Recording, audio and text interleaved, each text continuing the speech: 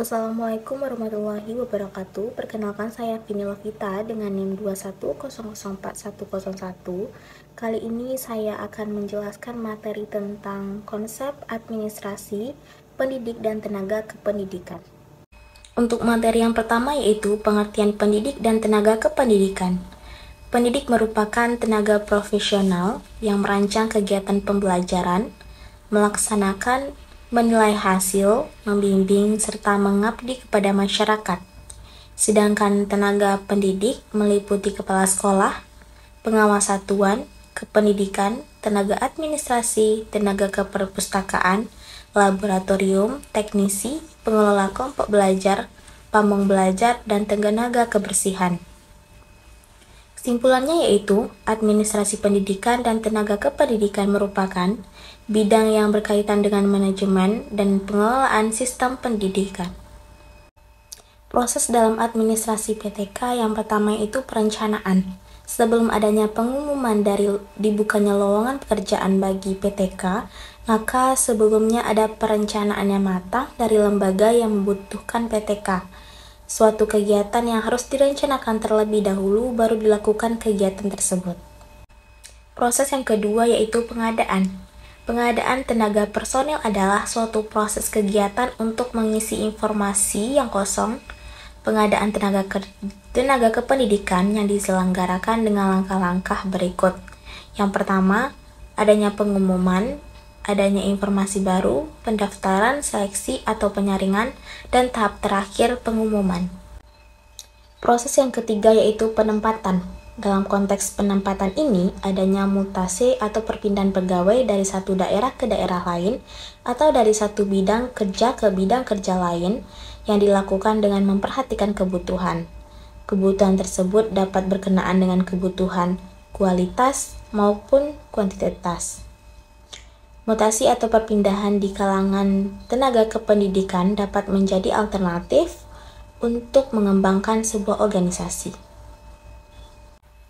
Proses yang terakhir adalah orientasi. Orientasi merupakan upaya memperkenalkan seorang tenaga kependidikan yang baru terhadap situasi dalam kondisi pekerjaan atau jabatannya. Ada juga yang berpendapat orientasi adalah suatu proses pemberian pemahaman kepada peserta tentang segala sesuatu yang berkaitan dengan latihan yang sedang diadakan.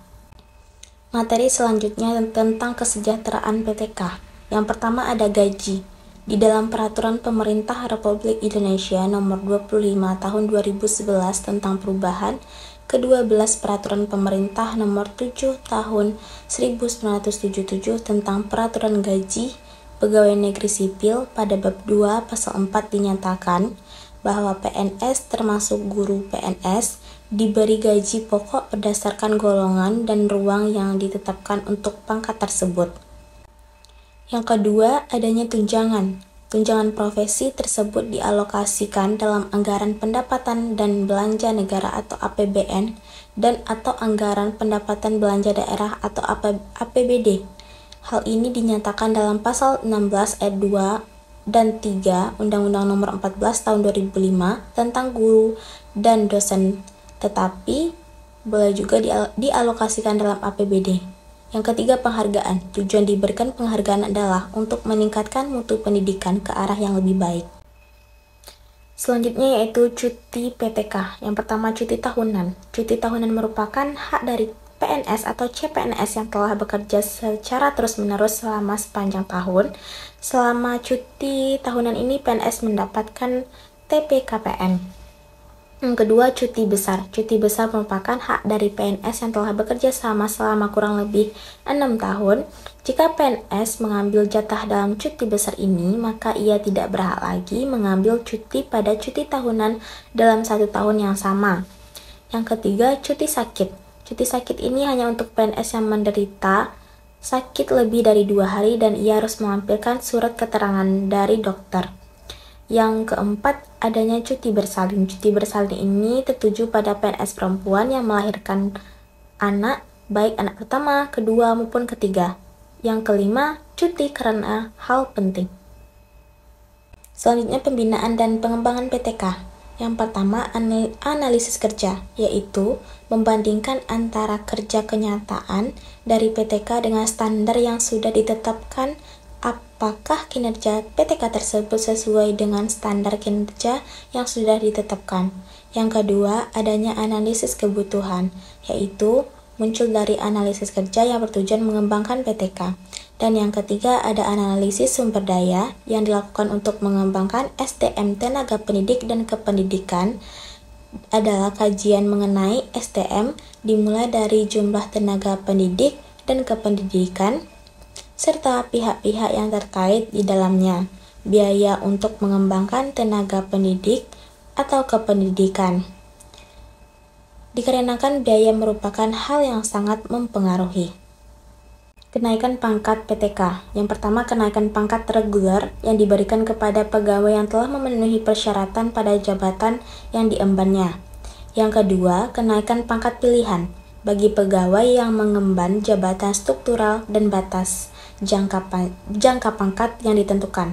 Yang ketiga, kenaikan pangkat istimewa akan didapatkan pada pegawai yang telah berprestasi, baik beliau jika menemukan penemuan baru yang menjadi hal luar biasa. Yang keempat, kenaikan pangkat pengabdian sebagai tanda penghargaan bagi pegawai yang umurnya mencapai batas usia pensiunan. Kenaikan pangkat anumerta sebagai kenaikan pangkat setingkat lebih tinggi dari pangkat yang dimiliki sebelumnya untuk menghargai pengabdiannya kepada negara. Materi selanjutnya, evaluasi kinerja PTK. Evaluasi menurut Griffin dan Nix adalah judgement terhadap nilai atau implikasi dari hasil pengukuran. Hasil dari evaluasi ini diharapkan dapat mendorong guru untuk memberikan pelajaran dengan lebih baik lagi dan mendorong peserta didik untuk belajar dengan lebih baik lagi. Jadi, dengan adanya evaluasi ini akan dapat memberikan informasi bagi kelas ataupun guru untuk meningkatkan kualitas belajar mengajar.